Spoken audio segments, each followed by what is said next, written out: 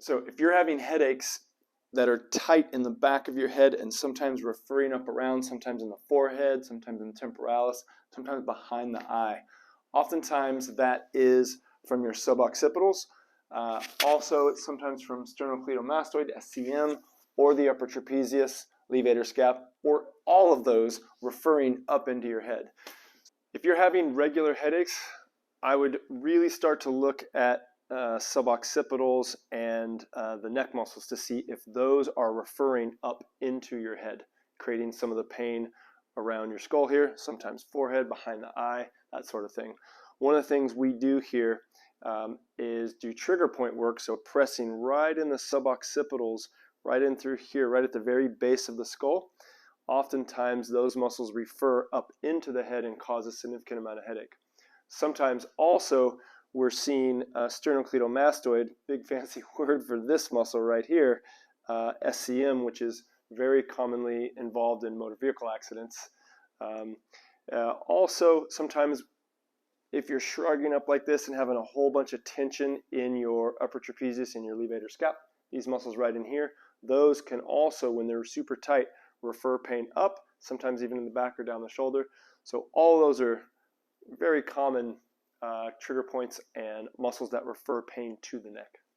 So to stretch the suboccipitals and upper neck muscles here, what we want to do is make sure that your head is not too far forward. What that does is it tenses a ligament in here that makes it to where you can't really stretch the upper part well.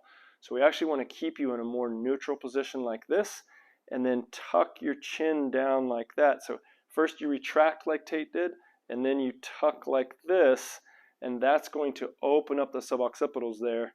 And so at home, you would push against your chin, go ahead, push back like that, as you kind of nod and you try to create a double chin as you retract like that. And that will really loosen up the muscles in there. You might have to tilt to one side, so a little bit to there, we'll stretch the left side a little bit more, a little bit to here, we'll stretch the right side. If we were doing this in the office, go ahead and lay on your back, please, face up. So what we will do is get you just like this and pull on your suboccipitals. Now tuck your chin in. So we would push like that as we lift up a little bit, and you would feel quite a significant stretch, usually especially as we're pulling on those suboccipitals like that. Go ahead and tuck your chin. Tuck, tuck, tuck. And we would even press in there to get a little bit of soft tissue work and loosen that up. But that's the best way to stretch those deep muscles in the upper part of your neck. Additionally, if you're having tension along each side, you can just do the armpit stretch. You put your nose in your armpit and reach there and pull down toward this hip. That gets kind of generally a little bit of the upper trapezius and what are called your erector spinae muscles in there. Another great stretch is going straight sideways. So you relax this shoulder and then you just pull your right ear towards your right shoulder, just straight like this, gently.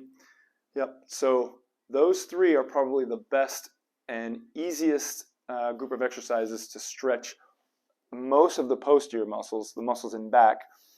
All of those combined will loosen up all the muscles of the neck and usually work kind of synergistically. So it's a good idea to try all of them and just see which one's most tight, and then see how you respond to make sure that your headaches are diminishing in severity and frequency.